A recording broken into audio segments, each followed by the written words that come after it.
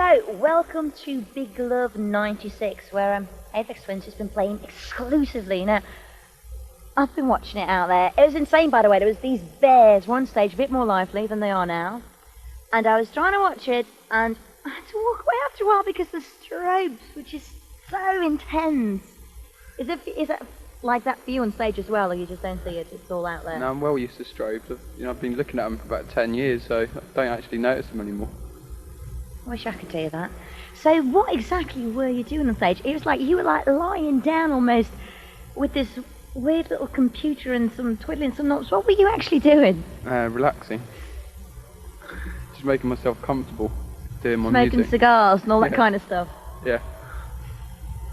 Well, it was quite a mad set. Bodybuilders, the lot. So what's actually, apart from this one you've just done, what was your last live gig? About 3 years ago. Yeah, it's ages ago. I was well stressed out for doing this one, so I'd forgotten how to do it almost. So. Wow. So what do you think now that you've done it? That's brilliant. Really liked it. Yeah, it's ace. It's a DOS.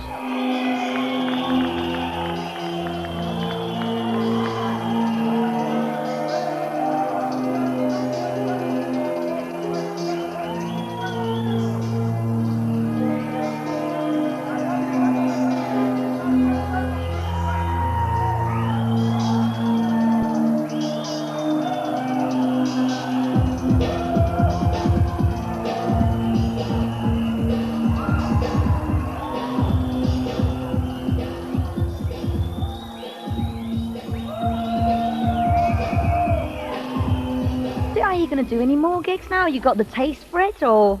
Yeah, definitely. I've got to hire a ship and going to sail around Britain and dock in all the ports and then sail it across the channel and play in all the ports in Europe. Really? Yeah, gonna have a flag and everything. That is well cool. We got to go and film that for sure. So tell me a little bit. I mean, first of all, your name, Aphex Twin. Is there a meaning behind it? Yeah, but can't be bothered to explain it. Right. It's too complicated. Fair enough. Fair enough. Let's just stick to that.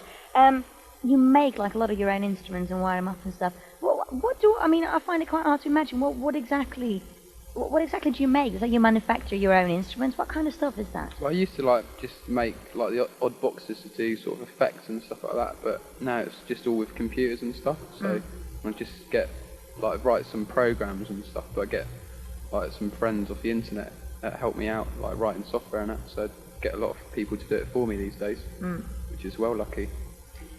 So are you a bit of a nethead as well then? Yeah, it's wicked. I love it. I can't get off it. Yeah. Yeah, it's decent. You've got at any given time you've got about 150 hours of music in the can, kind of thing. Oh yeah, is that definitely. True? Yeah, well, that's practically all what I do every day, just make music. So just got loads of it. So what's going to happen? I mean, is it kind of going to stay there? Is there lots of stuff that you think, no, I don't want to release it, or do you think it's all going to come out one day? No, it'll never all come out. It's too much. So it's just whatever. I don't know. I usually get friends to decide what I put out. So what about, because on the remixing front, your remix often, I mean, they don't seem to have anything to do with the original. And is it also true, that story with the Lemonheads, that you actually kind of bashed out the remix while the bike courier was waiting for it? Is that I didn't do it while he was there. I completely forgot I had to do it, and he was rang the doorbell, and I was like, oh shit, I haven't done it. So I just went and looked through all my DATs and gave him a track basically in about 10 minutes and taped it off.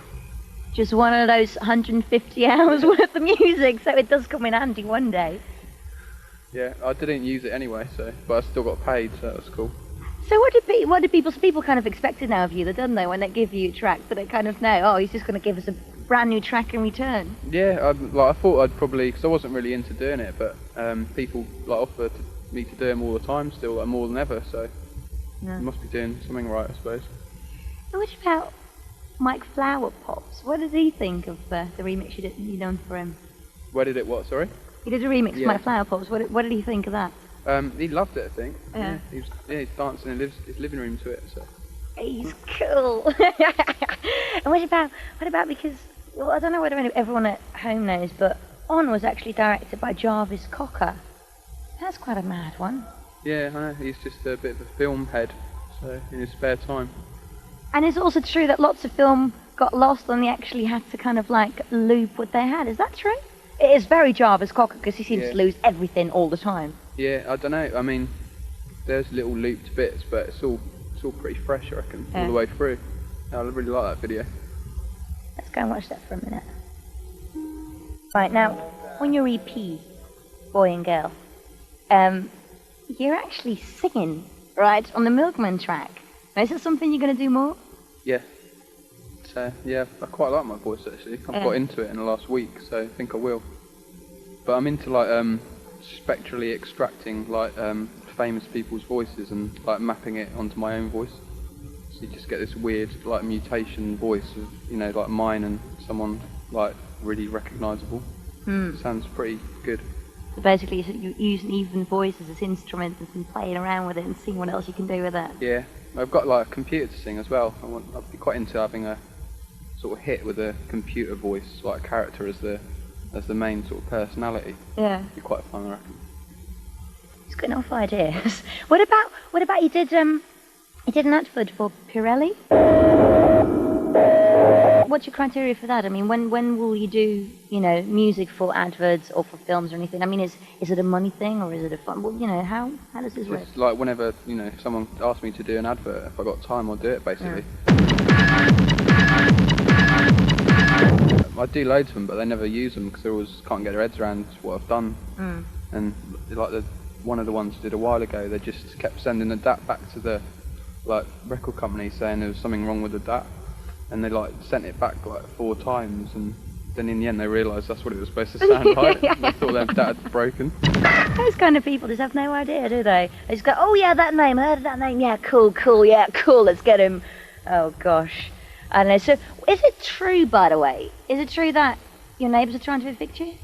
Yeah, they all hate us. They just make too much noise for our roads, basically, and they've just started a hate campaign against us, and they're like throwing rocks through our window and putting posters up in the street and like getting people to phone up the council and complain about us and stuff. Well, they must think you're a bit odd. Also, you've got a tank, haven't you? Have you still got that tank? Yeah. Do you drive through the road with that as well, going, if you come to my house once more, I'm going to shoot yours down, or what? No, I keep the tank in Wales, so don't bring it down my road. It'd be cool though. Why don't you do it? I'd love to do it, but just all the kids around my area would just like saw the machine gun off first day, and they'd probably like use it because it works. No. Yeah. Ooh.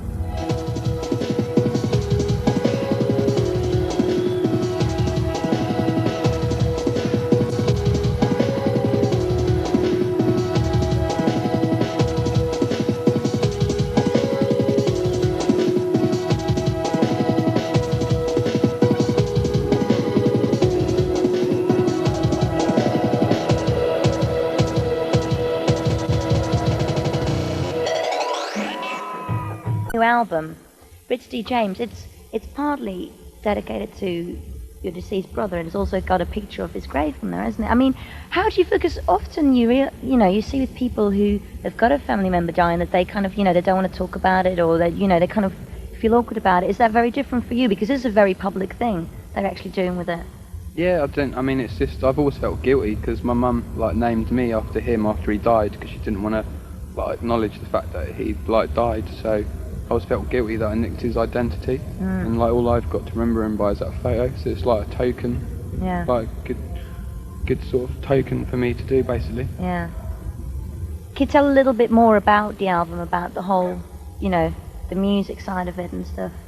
Yeah, it's actually the music on it is something I've actually done in the last year, and like usually release stuff that's at least like 2 or 3 years old. So it's the first sort of album I've put out. It's actually what I've been up to recently, sort of reasonably recently. So. Yeah. What about musical influences? You got any major musical influences, or you just?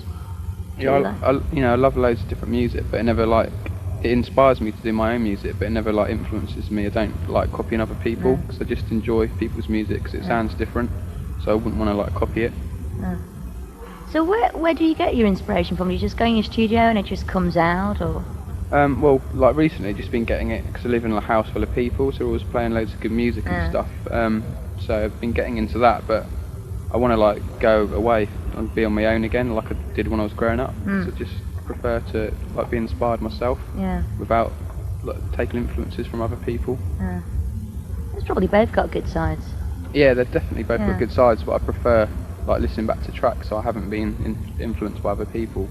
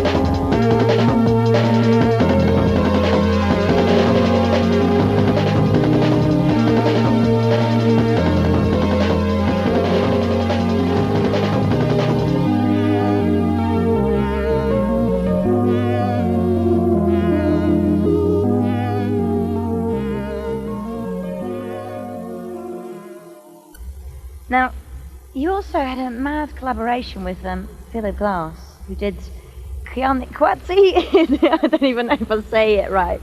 Mad classic film. That's a bit of a mad one. Are you planning on doing any more mad collaborations like that? Not planning. Well, I'm sure I'll probably do some. Yeah. I never really plan any of them. It's just something that happens. Yeah. But I'm sure I'll probably do some. Yeah.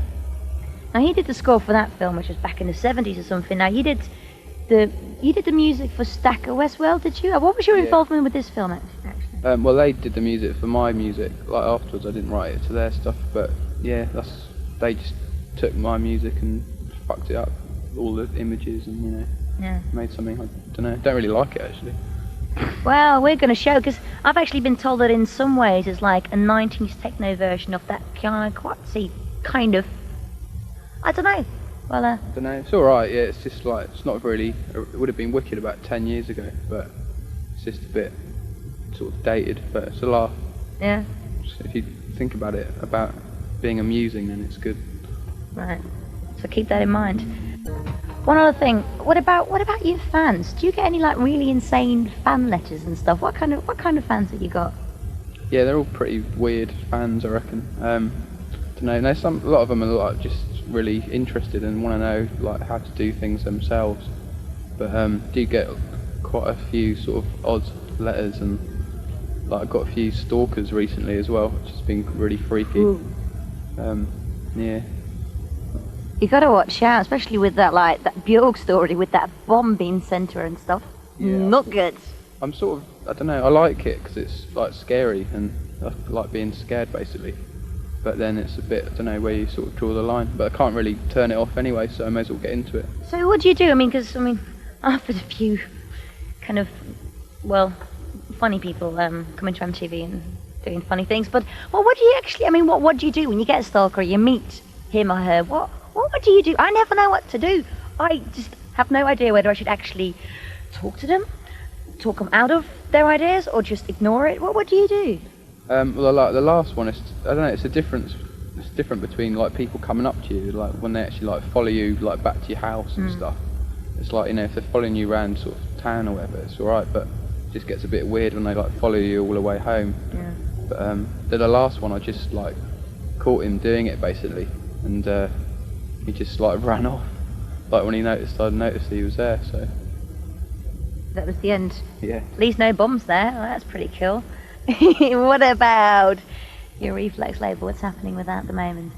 It's going really mad. Like, just started to sell like loads of records, which is a bit freaky because it only was supposed to be like a small thing. But it's sort of going big time now, and it's a bit weird to sort of deal with it really. Because I don't know. I always thought the music that we were into should like sell like shitloads of copies, but never actually thought it would, so it's a bit weird to deal with it. No. But yeah, just getting loads of really wicked tapes like, all the time, like loads of new records. And, yeah, it's brilliant. Cool. So what's it like being on Warp? Because that seems like a very cool label to me, and I've heard of a lot of people at MTV as well that they're really cool people to deal with. Yeah, they're just like, you know, it's not like a business sort of thing. It's just more like friends, just like doing my own label really. Like, you know, it's quite a lot more business-like, but it's just, yeah, it's all really good fun. I really enjoy working with them, and I was like, you know, a big fan of their old sort of first records, so I was just like chuffed to be on the label sort of thing. To have purple record sleeves as well. Well, ace. Well, cool. Did you actually do that Mad Pac-Man track ages ago? Was that you? Yeah, it was me. Yeah, I did it so that's my bread and butter. Yeah. That was like earning me a living in London. But yeah, it's me.